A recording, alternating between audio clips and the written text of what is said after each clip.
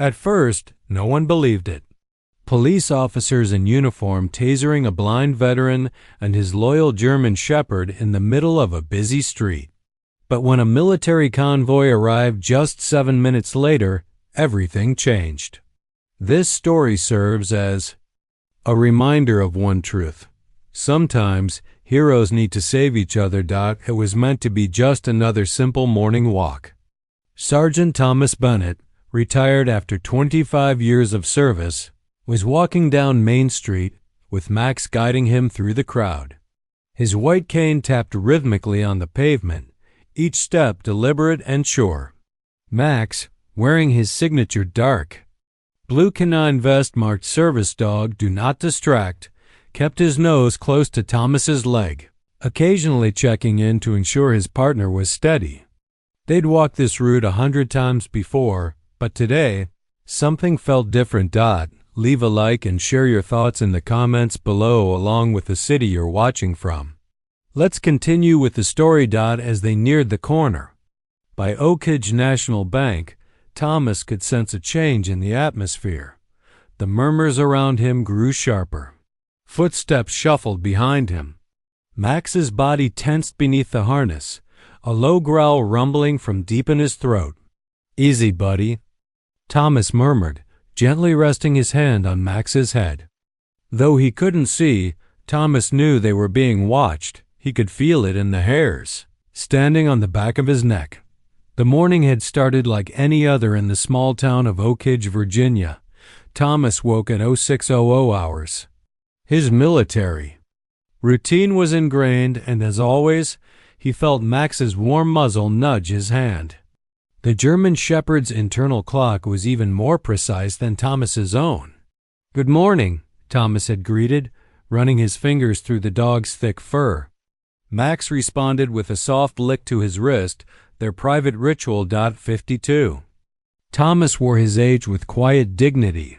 He dressed in pressed khaki pants and a navy button-down shirt, which Sarah, his sister, always said highlighted the little gray that hadn't overtaken his hair yet. Their destination was Veterans Corner, a cafe where Thomas liked to start his mornings. Jim Peterson, the owner, always saved the corner table for him, the one with its back to the wall. Not that Thomas could see it anymore, but old deployment habits die hard. Max had been particularly attentive that morning, pausing twice to allow Thomas to adjust his grip on the harness. The dog had a way of anticipating Thomas's needs even before Thomas recognized them. When Thomas's knee damaged in the same IED blast that took his sight began to ache, Max slowed their pace without being told. And when Thomas's thoughts wandered to darker places, Max pressed closer to his side, a subtle reminder. You are not alone. The route to the cafe was exactly 0.8 miles from their small home on Elm Street. They'd walked it through every season. Summer heat, autumn leaves, and spring showers. Max knew every crack in the sidewalk, every potential obstacle. His training was impeccable, but it was his devotion that truly set him apart. But now, standing at the corner of Main and Oak, something felt off. Max's ears were no longer relaxed. They were fully alert, scanning the surroundings like radar. The dog's breathing slowed, an indication of his focus. Thomas tightened his grip on the harness and his cane. Then a squad car pulled up behind them, tires screeching. A door slammed shut. That was when Thomas realized this walk was about to take a very different turn. The helicopter blades whipped dust into miniature cyclones as Thomas Bennett, once Staff Sergeant Bennett, felt the medical team lift his stretcher.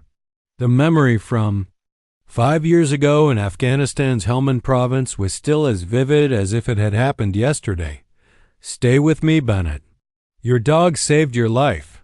You've got to live to thank him. The medic had shouted over the roar of the helicopter. Max had been there with him on that fateful day, just like he had every day since they were paired together in the military working dog program. What had started as a routine patrol through a village marked as cleared turned catastrophic when their unit encountered an unexpected IED Thomas could remember it perfectly. Max had stopped suddenly, ears forward, body rigid. The dog had detected the faint chemical signature of an IED something. Human senses could never perceive. Max had given the passive alert, sitting down abruptly and locking eyes with Thomas. "Hold," Thomas had commanded to the unit, raising his fist as the universal signal to stop. The men behind him froze as Thomas cautiously approached Max. "What is it, boy?" Max's eyes never left Thomas's face, but his muzzle had slightly pointed toward a disturbed patch of earth just ahead. Standard procedure dictated they should retreat and call in EOD, explosive ordnance disposal. But just as Thomas keyed his radio, the first shots rang out. The ambush came from a compound they had just passed moments earlier. In the chaos that followed, Thomas pushed Max behind a crumbling wall for protection. Max, trained to protect his handler, refused to stay put. The sniper had Thomas in his sights. The shot would have been fatal if Max hadn't lunged at that exact moment, knocking Thomas sideways. The bullet found its mark, but not where it was intended. Max yelped once, a sound that haunted Thomas for years. Even wounded, Max stayed between Thomas and the sniper, guarding him fiercely. And then came the second explosion, closer, more devastating. Thomas remembered the blinding flash, the crushing pressure, and then darkness that never lifted. Colonel William Hargrove was the first officer to visit Thomas in the hospital in Germany. Thomas had still been heavily bandaged, his world newly dark and terrifying. "Your dog's going to make it, Bennett," Hargrove said. No platitudes, just the reassurance that Thomas needed.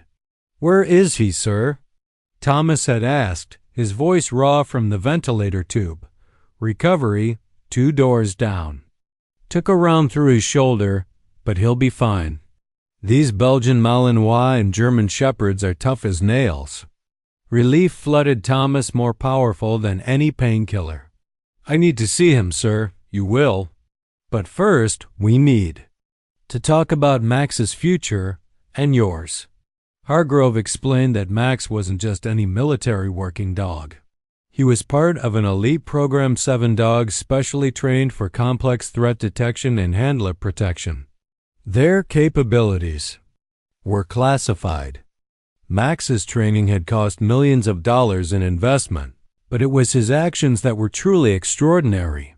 "I'm recommending Max retire with you," Hargrove had said. "You two have a bond that no trainer could ever replicate. Besides, you're going to need him now more than ever." The colonel's words proved prophetic. The months of rehabilitation that followed tested every ounce of Thomas's strength. Learning to navigate a world of darkness, relying on sound, touch, and smell, would have been impossible without Max. No longer searching for explosives, Max now guided Thomas through a different kind of battlefield, the everyday world, which had suddenly become hostile to a blind man. Thomas remembered the first time he tried to shower alone in the rehabilitation facility. His spatial awareness was still compromised, and he slipped hard against the tile. Before he could call for help, Max, who had been anxiously waiting outside the bathroom door, barked for assistance. A nurse found him minutes later, with Max standing guard, refusing to leave Thomas's side even as the water soaked his fur. By the time Thomas received his discharge papers, Max had mastered the essentials of service dog protocols. The military had spared no expense in retraining him, bringing in the best civilian trainers to supplement Max's skills. One trainer had told Thomas, "This dog is exceptional. Most service dogs take years to develop this level of intuitive response. It's like he can read your mind." Not mind reading, Thomas thought. Just the deep connection forged in the crucible of war and recovery. Max knew his breathing patterns. He could sense the tension in Thomas's body before anxiety or pain set in. And now, here they were, facing yet another challenge together. Would their bond be enough to save them both? Only time would tell. Fettig had learned to guide him with gentle pressure against his leg to find exits in unfamiliar buildings, to retrieve dropped items with astonishing precision. Their retirement to Oakage had been Colonel Hargrove's suggestion. Small town, tight community, close to a medical center in Richmond if you need it. I've got connections there if you run into trouble. The colonel had also ensured that Thomas's military ID contained something special, a tracking chip linked to a rapid response protocol. Just a precaution, Hargrove had explained. Veterans with disabilities sometimes encounter misunderstandings. If you ever mention my name during an emergency, it triggers an alert. Thomas had laughed it off then. What? Like the cavalry comes riding. In something like that? Harov had replied, not laughing. The program is classified, but let's just say we take care of our own. Those words seem distant now, a conversation from another lifetime. As Thomas settled into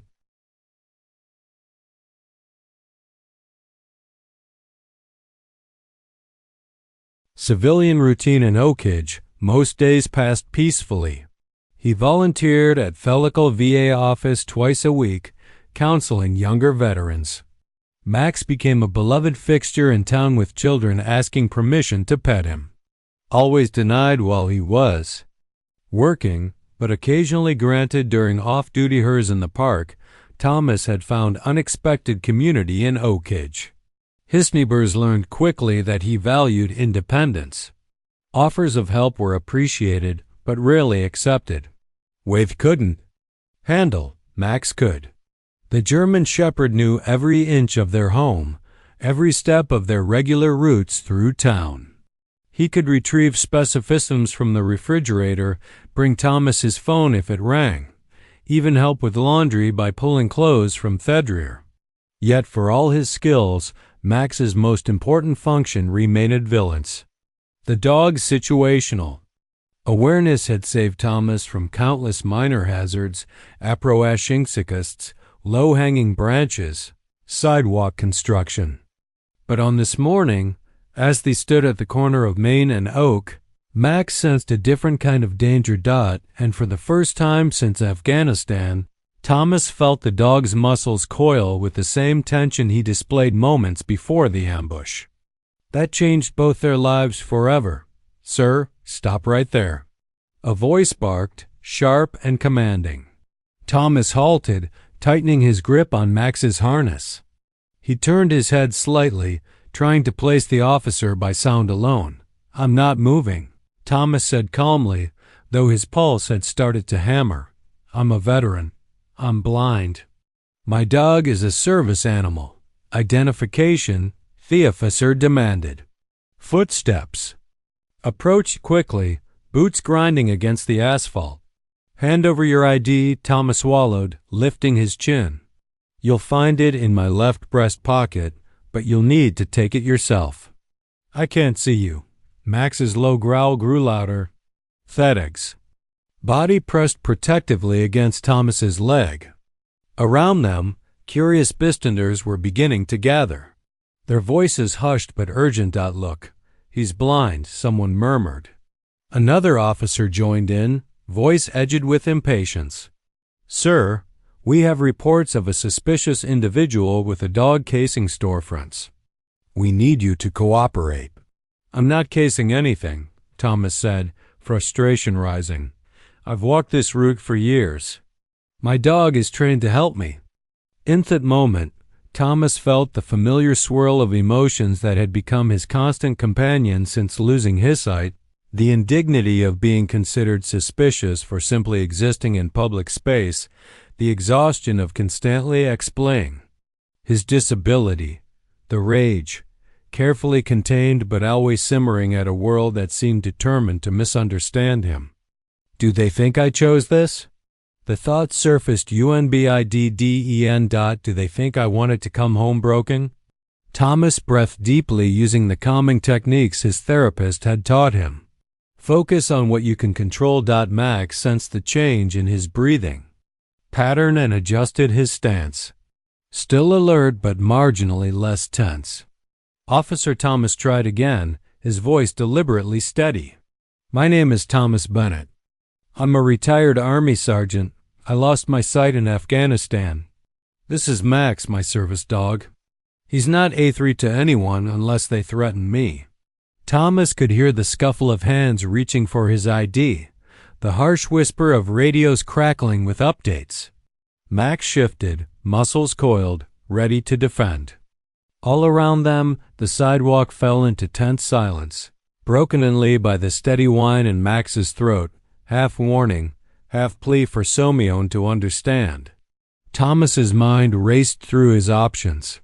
He knew from bitter experience how quickly these situations could escalate. Since returning home, he'd heard too many stories of misunderstanding with law enforcement and veterans with disabilities, had attended too many funerals that could have been prevented with patience and proper training. William would understand, Thomas said quietly, almost to himself. It was a habit he developed in moments of stress, invoking Colonel Harrow's name like a talisman, a reminder that someone in authority hadn't seen his value, had respected his sacrifice. What was that? The officer's voice sharpened. "Who's William?" Thomas shook his head slightly. "Just an old commanding officer. He always said to stay calm in confrontations." "Sir, I need you to control your dog." The officer's tone had shifted from authoritative to nervous. Thomas could hear it, the slight tremor that indicated the man was uncomfortable around large dogs. Under different circumstances, Thomas might have felt sympathy. Now it only increased his alarm. "He's doing his job," Thomas explained, trying to keep his voice even. "He senses that I'm tense. If you'd step back a bit, he'll relax." But the officer didn't step back. Instead, Thomas heard the distinctive sound of equipment being unholstered. Not a gun, thank God, but something equally concerning. Last warning. Control Thenimal or I will. Thomas felt a cold sweat break out across his back. "Officer, please. He's a service dog. It's illegal to interfere with him." "Just let me explain. Jason, hold up." A new voice entered the conversation. Female authoritative. "Sir, I'm Officer Rodriguez. Can you tell me where you're headed this morning?" Thomas released a breath he hadn't realized he was holding. "Veterans Corner Cafe. I go there every morning. Ask Jim, the owner. He knows me. The dog seems aggressive." The first officer, Jason, insisted. "He's not aggressive. He's protective." Thomas countered. "That's his training. If you just give us some space, I don't like how he's looking at me." Officer Jason cut in. Thomas couldn't help himself. A short, bitter laugh escaped him. "Well, that makes one of us who can see his expression."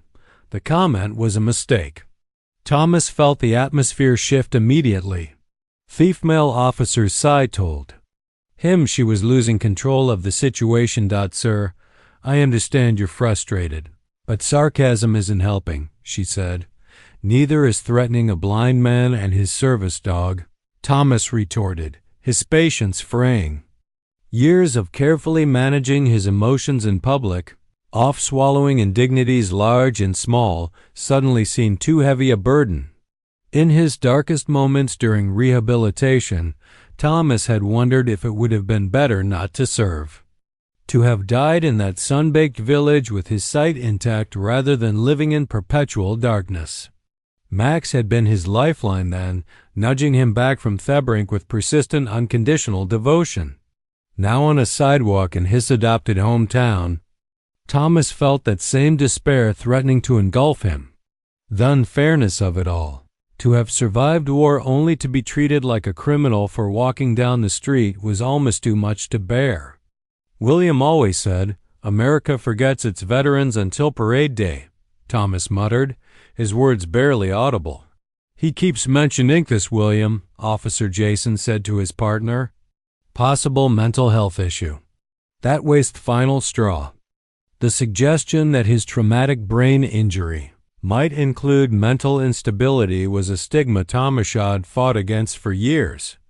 The implication stung worse than any physical wound. "My mental health is fine," Thomas said coldly. "My patience, however, is not. I've cooperated fully. I've identified myself. I've explained my dog's function. What more do you want from me?" The tension in Max's body had reached a critical point. Thomas could feel it through the harness. The dog's muscles trembling with the effort of restraint. Max had been trained to protect Thomas, but also to obey commands. The conflicting imperatives were taxing the animal's discipline. "Easy, Max," Thomas whispered, stroking the dog's head with his free hand. "Easy, boy. We're okay." But they weren't okay. Thomas knew it. Max knew it. The gathering crowd knew it.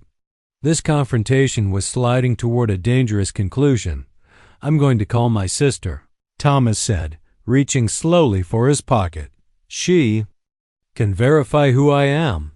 "Keep your hands where I can see them," Officer Jason shouted. Thomas froze.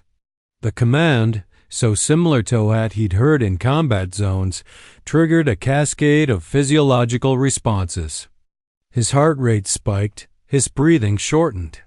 Sweat beaded on his forehead despite the mild autumn air. Max sensed the change immediately. The dog shifted position, angling his body between Thomas and the perceived threat. The growl deepened, no longer a warning, but a promise. "Officer, please." Thomas tried once more, his voice strained. "You're escalating a situation that doesn't need to exist. I'm just a blind veteran walking to get coffee. That's all." "Sir, step away from dog." Officer Jason's voice had taken on rehearsed quality as if he were reading from a manual. "I can't. He's my guide dog. He's attached to me." Thomas lifted his left hand slightly, showing the harness connection. "This is how it works. Then I'll need to detach him." Those words sent a spike of pure terror through Thomas. Separation from Max in an already tense situation would leave him completely vulnerable. More than vulnerable. It would leave him without his eyes, without his security, without the one constant that had made life bearable since the darkness descended. "No," Thomas said firmly. "You will not separate me from my service animal. That's a violation of the Americans with Disabilities Act." "Officer Mills," Rodriguez interjected. "Let's take a step back. Sir, perhaps we could." But Officer Mills had made his decision. Thomas heard the distinctive sound of a taser being readied, the slight whine of capacitors charging. "The dog is showing aggression," Mills stated flatly. "DEP policy authorizes non-lethal force against aggressive animals." "Max isn't aggressive," Thomas was shouting now, his composure shattered. "He's doing exactly what he's supposed to do. William would never allow this. Colonel Hargrove would have you discharged for this." The name dropped like a stone in hostile water. Thomas hadn't meant to use Hargrove's rank, hadn't intended to invoke military authority in a civilian confrontation, but fear had overtaken caution. "Sir, I don't know who this colonel is, but he has no jurisdiction." "Here," Mills said, his voice colder now. "Control your dog or I will." Thomas's hand clutched at his chest pocket, feeling for his military ID Theon with the special chip Harov had mentioned. Was it true? Would saying the right words really summon help? It seemed impossible. Yet Thomas had run out of options. "William," he said clearly, deliberately. "Code Delta, Bennett. Thomas E-Service number 478,923,157. It was a desperate gamble. Thomas had no idea if the code would work, if it had ever been real, or just Harov's way off giving a broken soldier some peace of mind. Officer Mills's patience snapped like a brittle twig. "Control your dog or I will," he barked, his voice edged with panic. Thomas tightened his grip on Max's harness. "He's doing his job," Hesed, struggling to keep his voice steady. "Please don't." But the officer had already reached for his taser. Officer Jason Mills had never intended to become a police officer. His dream, the one he'd nurtured since childhood, had been to join the elite ranks of the United States Marine Corps. His father had been a Marine, his grandfather before him. The Mills men served. It was tradition. It was expected. But tradition shattered against reality when the military medical examiner discovered Jason's previously undiagnosed heart arrhythmia. Disqualified, a single word that had rewritten his entire future. Police work is honorable too, his father had said, not quite meeting his eyes. The unspoken message hung between them, but it's not the Marines. Now, 3 years into his career with the Oak Ridge Police Department, Jason still carried that rejection like a stone in his chest. Each time he encountered military personnel, with their easy confidence and unspoken brotherhood, the stone grew heavier. This blind veteran with his imposing German Shepherd had triggered something primal in Jason, the way the man carried himself. Despite his disability, the quiet authority in his voice, even blind, Thomas Bennett exuded more natural command than Jason had managed to develop in his entire career. And now Bennett was dropping a colonel's name, as if military rank still held sway on these civilian streets, as if Jason's authority meant nothing in the face of this military connection. "Control your dog," Jason repeated, his finger hovering over the taser trigger. The German Shepherd's unblinking stare unnerved him. Those intelligent eyes seemed to see right through him, judging him, finding him wanting. Officer Diane Rodriguez tried once more to de-escalate. Mills, stand down. Let's verify his ID first. But Jason couldn't back down now. Not with a growing crowd of onlookers. Not with smartphones recording his every move. Not with this blind veteran, somehow making him feel like the vulnerable one. "Last warning," he said, raising the taser. In that frozen instant, time seemed to stutter. Jason heard the distinct click. As the safety disengaged, the faint electric whine charging the weapon. Something flickered across Bennett's face, a spasm of fear quickly mastered. "No!" Bennett shouted, but the crackle of voltage drowned him out. Fetuser fired with a sharp pop. The German Shepherd yelped, his body seizing violently as the electrode struck. Bennett felt the harness jerk in his hand and then go limp. A split second later, another burst of electricity struck him square in the chest. Pain flared white-hot behind his sightless eyes, and his cane clattered to the pavement as he crumpled beside his dog. Gasps rippled through the crowd. Someone screamed. Phones were lifted higher, recording everything. Jason stood frozen, taser still extended, watching in horror as Theblin veteran convulsed on the sidewalk. This wasn't supposed to happen. The dog was supposed to back down. The man was supposed to comply. Everything had spiraled beyond his control in seconds. "What the hell, Mills?" Rodriguez shoved past him, kneeling beside the fallen man. "Call an ambulance." Now. Bennett lay on his side, the asphalt searing against his cheek. He could taste blood where he'd bitten his tongue. Groping blindly, he searched for Max, finally finding the dog's warm flank. He pressed his hand there, feeling the weak flutter of life. "Help him," he rasped, voice barely audible. "Please help my dog." The crowd's murmurs transformed into outright condemnation. "You tased a blind man," someone shouted, "and his service dog. What's wrong with you?" Another voice joined in. "I got it all on video. This is going viral." Jason felt sweat trickling down his spine.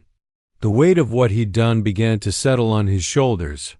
And trying to assert his authority, he'd committed the most egregious abuse of power imaginable. The optics couldn't be worse. A uniformed officer using a weapon against a disabled veteran and his service animal. His career flashed before his eyes. Not just discipline, this was potentially criminal. The realization made his knees weak. Officer Rodriguez was shouting into her radio, "I need EMTs at Main and Oak immediately." Officer involved incident with a disabled civilian and service animal. A gay-haired man pushed through the gathering crowd. "I'm a retired combat medic," he announced, kneeling beside Bennett. "Son, can you hear me?" Bennett nodded weakly, still clutching Max's fur. "My dog," Hugh whispered. "He's trained for military operations, special program, needs a Vigwo, understands working dogs." The retired medic nodded, checking Bennett's pulse before turning his attention to the German Shepherd. Respiratory rate is elevated but steady. No signs of cardiac distress in either of them. Good news is the taser didn't hit any vital areas. Jason took a step back, then another. His training had never covered this scenario.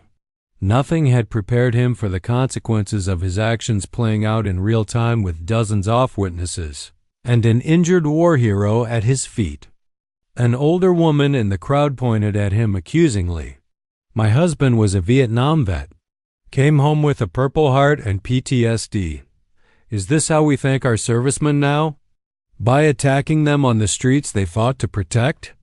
"Someone called the Veterans Crisis Hotline," another voice shouted. "Already did," a man replied, phone pressed to his ear. "They're sending someone, and I called the local news." Jason felt Rodriguez's hand clamp around his arm. "Step back," she hissed. "You've done enough damage. Wait in the cruiser." I was following. "Protocol for aggressive animals," he protested weakly. "That dog wasn't aggressive until you threatened its handler." Rodriguez snapped. "Now get in the car before I have to arrest you too." As Jason retreated toward the patrol car, that crowd parted like water around a stone. Faces hostile. Someone spat on ground near his feet. Another person booed openly. Inside the cruiser, Jason watched through the windshield as paramedics arrived, carefully examining Bennett and his dog. The blind veteran refused to be separated from the animal, insisting they be transported together. "Call Colonel William Hargrove." Jason heard Bennett tell the paramedics, his voice stronger now. "Special Veterans Affairs Division. He'll authorize joint transport." The name again? This mysterious colonel, who Bennett seemed convinced would solve everything. Jason's radio crackled with chatter. Dispatch calling for his supervisor, requesting.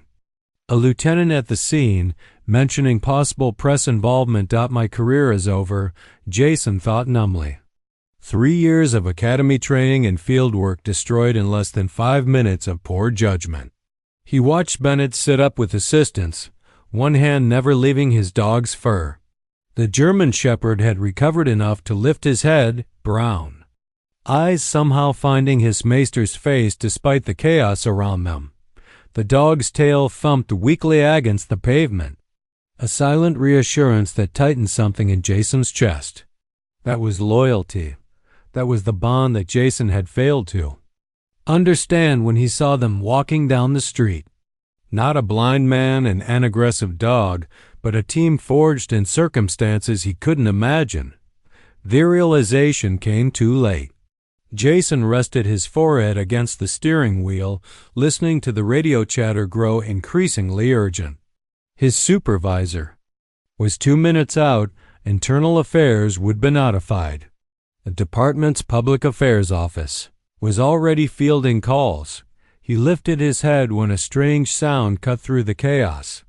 A deep mechanocalambal approaching from the east. Not ambulances. Not police cruisers, something heavier, more purposeful. Through the windshield, Jason saw them first. 3 massive military Humvees turning onto Main Street, moving in perfect formation.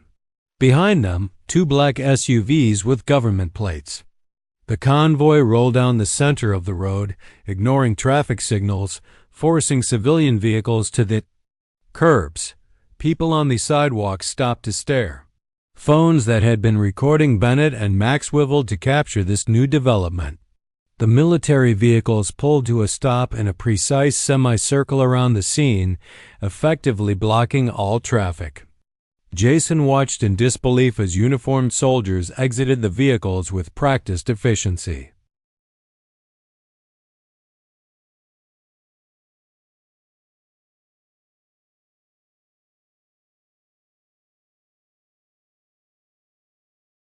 They weren't National Guard.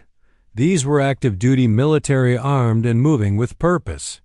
In seconds, they had established a perimeter around Bennett and Max. From the lead SUV emerged a tall figure, a man with silver hair and the bearing of someone accustomed to immediate obedience. The crowd parted before him without being asked. Even from inside the cruiser, Jason could see the impressive array of ribbons and metalls adorning the man's dress uniform. The silver-haired officer knelt beside Bennett, speaking words Jason couldn't hear. Bennett nodded, his face showing visible relief. The officer then stood, surveying the scene with cold calculation before his gaze settled directly on the police cruiser on Jason. The officer strode toward the vehicle with measured steps. His face revealed nothing, but his eyes, even at a distance, burned with controlled fury. Jason realized with sudden clarity who this must be. The mysterious Colonel William Hargrove had arrived exactly as Bennett had predicted, and somehow, impossibly, he had arrived just 7 minutes after Bennett had called his name. The colonel stopped beside the cruiser and gestured for Jason to lower his window. With trembling fingers, Jason complied. "Officer Mills," the colonel said, not a question, but a statement. His voice was quiet, precise, and more terrifying than if he'd shouted, "Do you understand what you've done today?" Jason swallowed hard. "Sir, I was responding to a report of suspicious activity. The dog showed signs of aggression, and that dog," Colonel Hargrove interrupted, "is Sergeant Max, recipient of the Navy and Marine Corps Medal for Gallantry. He took a Taliban sniper bullet meant for his handler and continued to perform his duties while bleeding out. That suspicious individual you assaulted is Sergeant Thomas Bennett, who lost his sight, saving his entire unit from an ambush." Each word fell like a hammer blow. Jason couldn't maintain eye contact with the colonel, his gaze dropping to his own hands still shaking in his lap. "I didn't know," he whispered. "Ignorance isn't a defense, son. It's an indictment." The colonel's voice remained steady, making his words all the more devastating. "You saw a disabled veteran and his service animal, and you chose to see a threat. That choice reveals something about you, not them." Jason had no response. What could he possibly say to justify what he'd done? "Do you know why I'm here, Officer Mills?" the colonel continued. Jason shook his head. "Because when Sergeant Bennett came home broken in body, but not in spirit, I made him a promise. I promised that he would never be forgotten, never be abandoned by the country. He sacrificed everything to protect." The colonel leaned closer, his voice dropping soonly Jason could hear. "I also promised that if anyone harmed him or his dog, they would answer directly to me. Today, that's you." With that, Colonel Laharov straightened and turned away, returning to where medics were now preparing to move Bennett and Max to one of the military vehicles. The crowd had grown, people capturing every moment on their phones. News vans were arriving. At the edges of the military perimeter, Jason watched through the window as the story of his greatest failure unfolded before a growing audience, and definitely understood what Bennett had been trying to tell him from the beginning, that some bonds transcend ordinary understanding and some heroes continue to serve long after they leave the battlefield. In that frozen instant, time seemed to stutter. Thomas heard the distinct click as the safety was disengaged, the faint electric winnacharging the weapon. "No," he shouted, but the crackle of voltage drowned him out. The taser fired with a sharp pop. Max yelped, his body seizing violently as The electrode struck. Thomas felt the harness jerk in his hand and then go limp. A split second later, another burst of electricity struck him square in the chest. Pain flared white-hot behind his sightless eyes, and his cane clattered to the pavement as he crumpled beside his dog. Gasps rippled through the crowd. Someone screamed. Phones were lifted, recording everything. Thomas lay on his side, the asphalt searing against his cheek. He could taste blood where he'd bitten his tongue. Groping blindly, he searched for Max, finally finding the dog's warm flank. Pressed his hand there, feeling the weak flutter of life. "Help him," he rasped, voice barely audible. "Please help my dog." But the officers were already calling for backup, their boots pounding around him. In that moment, it felt like the whole world had turned against them both. A chorus of voices erupted around them. People shouted for the officers to stop, some crying openly as they watched the blind veteran and his service dog lying motionless. "You can't do that." A woman yelled, her phone raised high. "He's disabled. He's a veteran." Thomas felt hands trying to roll him over. He flinched, his whole body trembling from the aftershocks of the taser. "My dog needs help," he gasped, each word scraping his throat raw. Max lay stretched on his side, chest heaving shallowly, his brown eyes fluttered open for a moment, searching for Thomas's face before closing again. An older man pushed through the growing crowd. "Someone call the Veterans Crisis Hotline," he barked. "This is a Nutridge." Over the radios, an officer's voice crackled, tense and uncertain, requesting additional units. Situation escalating. Civilians interfering. More sirens wailed in the distance. It was chaos now, dozens of witnesses recording every second. Thomas's hand finally found Max's collar. He clung taut like a lifeline, his vision swimming in darkness. "Stay with me," he whispered. All around them, the outrage built into something unstoppable. An entire street demanding that someone do the right thing. The pain from the taser subsided into a dull ache. But Thomas's fear for Max remained sharp as a blade. He could feel the dog's breathing, too rapid, too shallow. Something was wrong.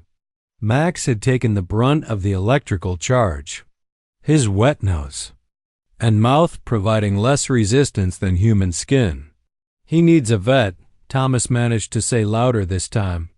"Please, he's not just a dog. He's a decorated service animal." Someone knelt beside him, a woman, judging by the lightness of her step and the faint scent of vanilla lotion. "I'm a nurse," she said, her voice steady and professional. "Try not to move. Paramedics are on their way." "Check me dog first," Thomas insisted, his fingers still tangled in Max's fur. "Please." He felt the nurse shift position, heard her gentle murmurs as examined Max. "His pulse is strong," she reported after a moment. "Respiration is evening out. I think he's mainly stunned, but he should see a veterinarian to be safe." Relief washed through Thomas, momentarily aversion his own discomfort. "Thank you," he whispered. The nurse hand found his shoulder, squeezing gently. The officer who did this is being contained by his partner. There are at least 30 people filming right now. This won't go unpunished. Small comfort, Thomas thought bitterly. No punishment would erase what had happened. No disciplinary action would heal the trauma inflicted on Max, who had done nothing but fulfill his training. As his head cleared, Thomas became aware of the growing crowd surrounding them. The murmur of voices swelled like an approaching tide. Angry, indignant, demanding justice. In his darkness, Thomas couldn't see their faces, but he could feel their presence.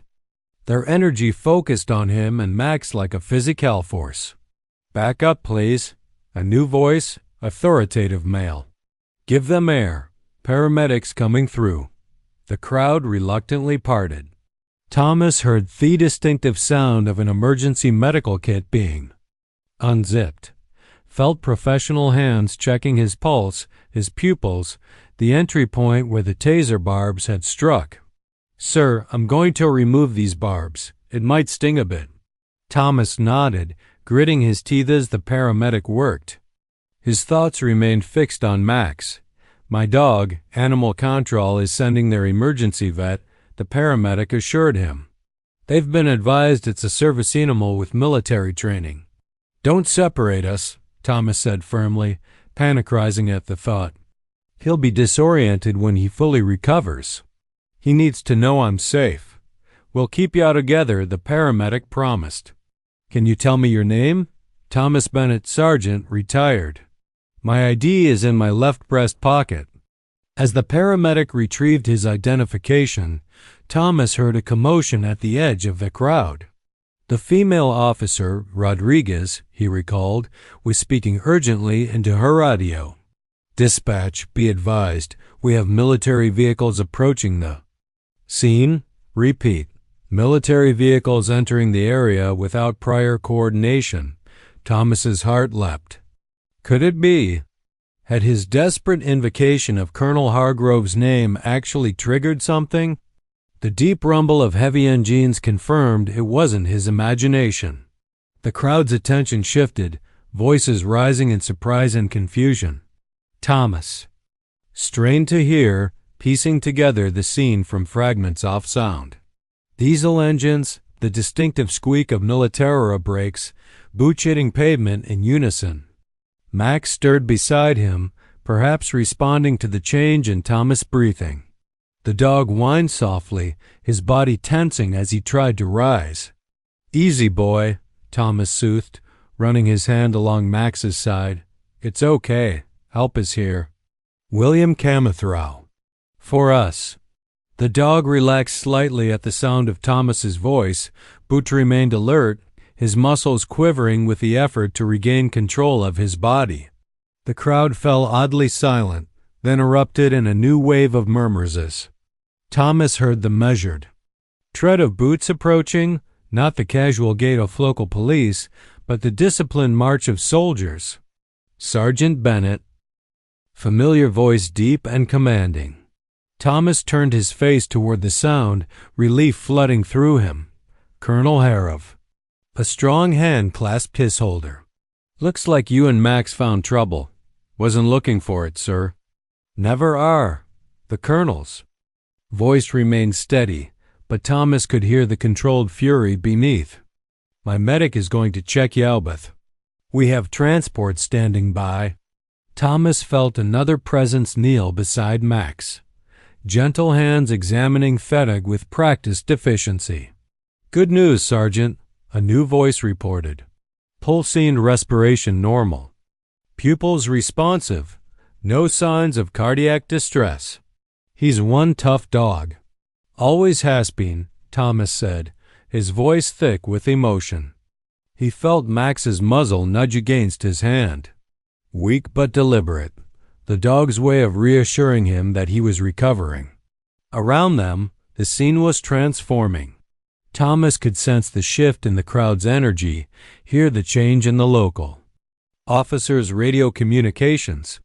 Colonel Hargrove's presence had altered the dynamic completely. "Sir, this is a local police matter." The voice belonged to Officer Mills, the one who had tased them.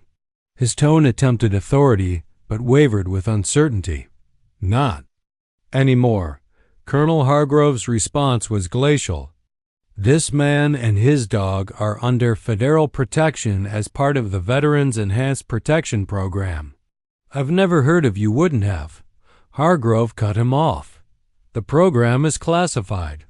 What matters is that you assaulted a disabled veteran and a specially trained military asset without provocation.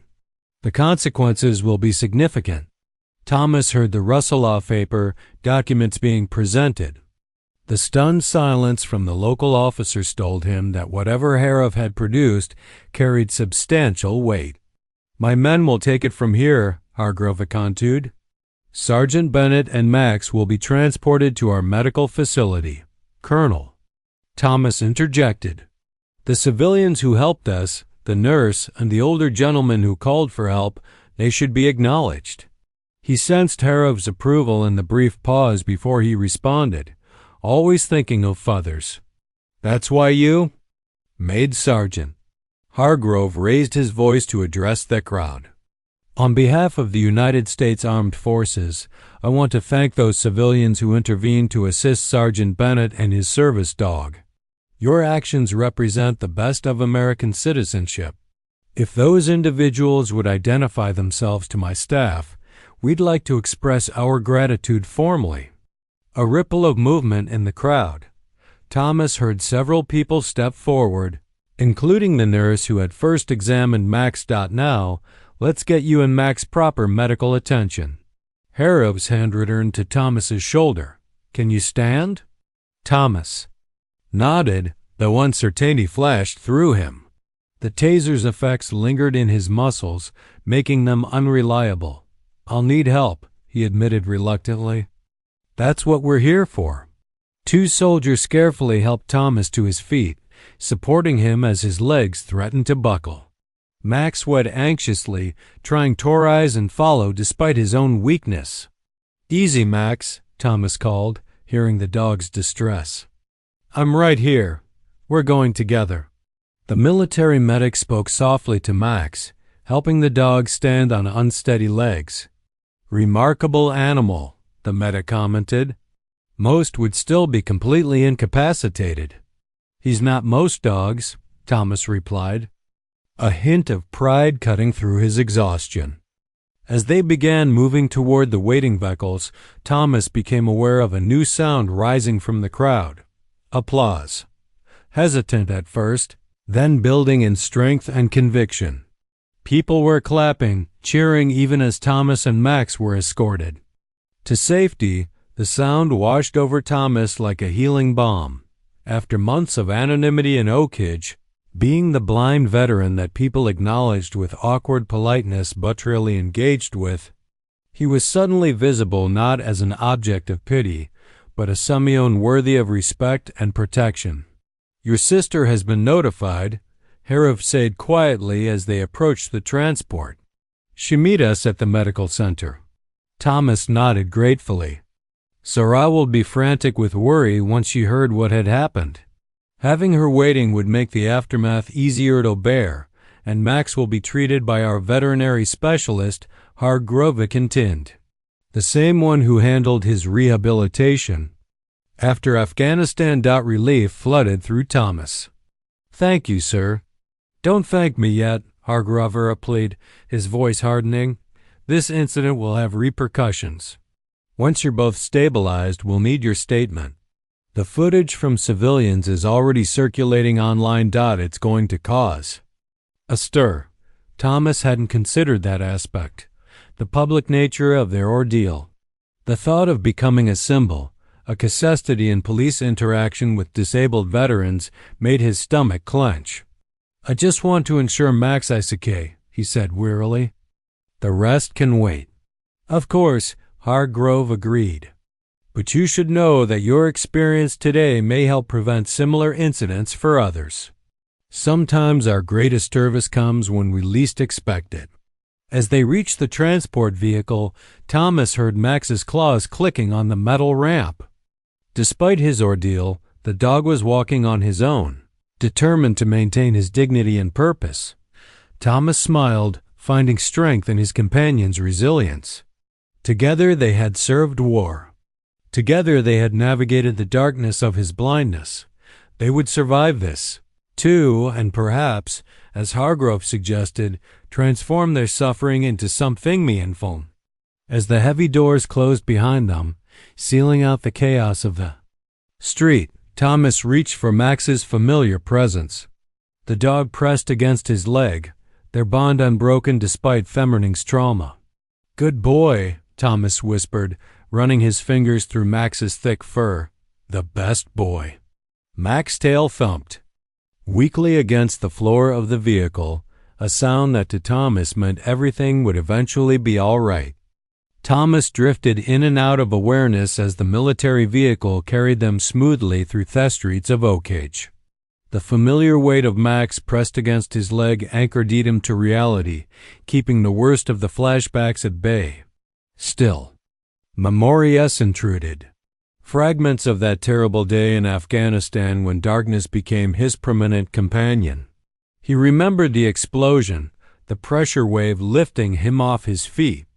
The moment of suspended animation before gravity reclaimed him.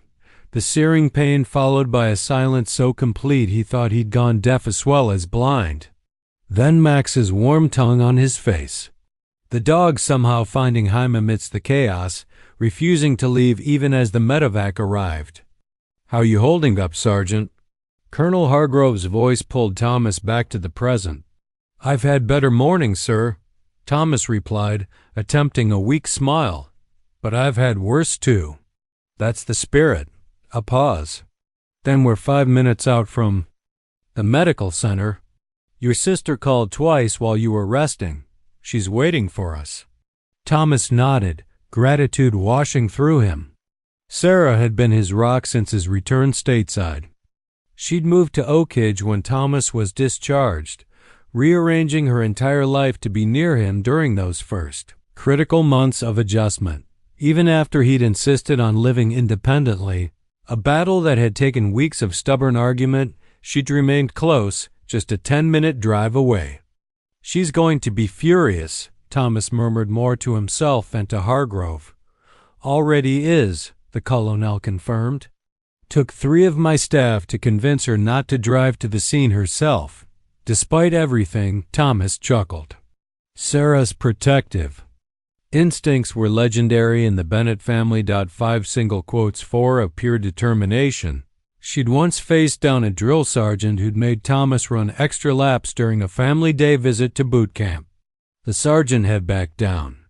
Max stirred against Thomas's leg, a soft whine escaping him. Thomas immediately focused his attention on the dog, running his hands carefully over Max's body, searching for signs of distress. "What's wrong, boy? Are you hurting?"